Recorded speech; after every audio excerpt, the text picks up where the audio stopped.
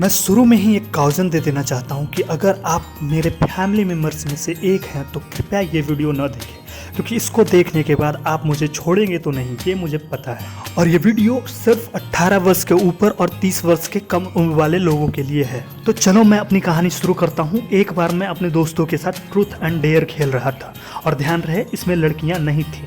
पता नहीं किसने साला ये हमारे तरफ रिवाज बना दिया है कि लड़कियों के साथ हम सिर्फ अंतराक्षरी खेल सकते हैं। हाँ, तो मैं ट्रूथ एंड डेयर खेल रहा था जिसमें ट्रूथ बोलने की बारी मेरी आई। उसमें सभी मेरे दोस्त थे और सारे के सारे सिंगल थे, और सिंगल लोगों के एक क्वेश्चन कॉमन हो जाते कि तुम्हारी क्रश कौन है। पर उन गधों को कौन बताए कि मुझ जैसे सिंगल लड़कों के सामने से गुजरने वाली हर सुंदर लड़की उसकी क्रश होती है। पर चलो मैं एक लड़की का नाम ले भी लेता, पर उसका नाम कैसे ले लूं जिससे एक काला कलूटा टॉपर लड़का तुम्हारे सामने से तुम्हें चैलेंज करके ले जाए। साला फिर लगने लगता है कि इतने स्मार्ट दिखने का तो कोई फायदा ही नहीं है बे। साला सारी सुंदर लड़कियां पहले तो क्लास के टॉपर ले जाते हैं और फिर बचे खुचे सरकारी जॉब वाले। साला अपना तो कोई इज्जत ही नहीं है बे। अरे टॉपर तो हम भी हो सकते थे, पर साला हमारा सिलेबस ही इधर उधर है। हमें बेसिक से पढ़ाया ही नहीं जाता। हमें 8वीं में रिप्रोडक्शन पढ़ाया गया, पर सर जी 7वीं में पहले ये तो सिखा देते कि लड़की कैसे पटाया जाए। चलो ये मैं मैनेज कर लेता, पर आपने हमारे साथ फिर से धोखा किया। आपने फिजिक्स की प्रैक्टिकल रखी, केमिस्ट्री की प्रैक्टिकल रखी, यहाँ तक कि मैथ की रख दी। उन सब की रख दी जो मुझे समझ में नहीं आते। पर आपने बायो की नहीं रखी, जिसमें मैं इतना ज़्यादा एंथुजियास्टिक था कि आप एक बार प्रैक्टिकल करने को बोलते मैं 4 बार करता। चलो टीचरों को छोड़ भी देते हैं, पर लड़कियां, ऐसे तो लड़कियां हमारी तरफ देखती भी नहीं है। पर क्या पता एग्जाम में हमारी याद कैसे आ जाती है और हम जैसे सिंगल लड़के खुद चोरी करने से डरते हैं। पर कोई अगर लड़की क्वेश्चन पूछते तो ऐसा लगता है कि पूरा का पूरा गूगल उठा के दे दे, और मेरा तो लेवल ही अलग। मैं तो खुद का पेपर छोड़ उसी का करना शुरू कर देता हूँ। और हम जैसे लोग पढ़ते लिखते भले ही न हो, पर हमारे दिमाग बहुत तेज चलते हैं। इसकी मैं एक मिसाल देता हूँ। हमारे स्कूल में ऑनलाइन पीटी यानी कि एक्सरसाइज कराया जाता है, और इसमें कैमरा भी ऑन रखना पड़ता है। मैं एक दोस्त को बोला कि भाई इतने टफ एक्सरसाइज मुझसे ना हो पाएंगे, तो कुछ कर भाई, कुछ कर। वो बोला कि मैं एक आइडिया देता हूँ। मैं बोला दे, और उसने जो आइडिया दिया उससे मेरी पूरी ज़िंदगी बदल गई। उसने कहा कि जब तुम पीटी करना शुरू करो तो एक सुंदर सी लड़की को मीट पे पिन कर लो और उसी को देखकर एक्सरसाइज करते रहो। और इसके बाद मेरे फैमिली पैक 6 पैक्स एप्स में कन्वर्ट हो गया। कहीं जाना नहीं मेरे दोस्त, क्योंकि असली कहानी तो अब शुरू होगी।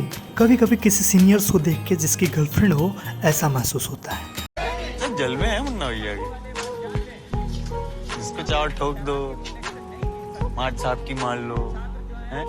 उधर हाथ बढ़ा इधर लौंडिया, ये सेक्सी ओपन जीप। जब 100 पे चलती है तो बाल हवा में उड़ते हैं, शायद तो पूछता है।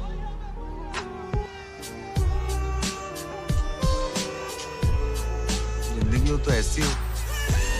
और अगर आप मेरी तरह हॉस्टल लाइफ जी रहे हैं तो कभी कभी ऐसी सोच आती है मेरे दोस्त, और मेरे सोच में तो बहुत कुछ आती है। कभी कभी मैं सोचता हूँ कि अगर मैं प्रधानमंत्री बन गया तो 6ठे मौलिक अधिकार में सारे सिंगल लड़कों को एक गर्लफ्रेंड अनिवार्य करवा दूंगा, चाहे इसके लिए मुझे पेट्रोल का दाम 400 रुपया प्रति लीटर क्यों न करना पड़े। 100 रुपया तो झेल ही रहे हो, 400 भी झेल लोगे। और हो सके कि मोदी की तरह सरकारी नौकरी मैं भी न दे पाऊँ, पर नौकरी का जो उद्देश्य है वो मैं पूरा जरूर करवाऊंगा।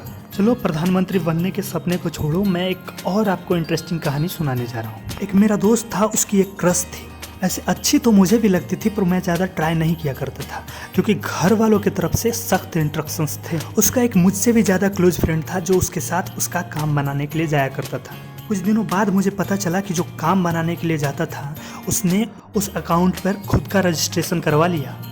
यार मेरा दोस्त था, बेचारा बहुत दुखी हुआ। शायद उसे ये साइकोलॉजी समझ में आ गई होगी, तुम्हारी क्रश तुमसे ना पटे तो दुख होता है, पर तुम्हारी ही क्रश को तुम्हारा ही बेस्ट फ्रेंड पटा ले तो भाई बहुत ज़्यादा दुख होता है। पर मैं उसका रियल वाला दोस्त था। इस मुश्किल घड़ी में मैं उसे ढाढ़स देने गया। मैं उससे पूछा कि भाई तुम्हें कैसा लग रहा है, तुम क्या सीखे इस पूरी घटना से, मुझे बताओ यार, ऐसे चुप ना रहो भाई।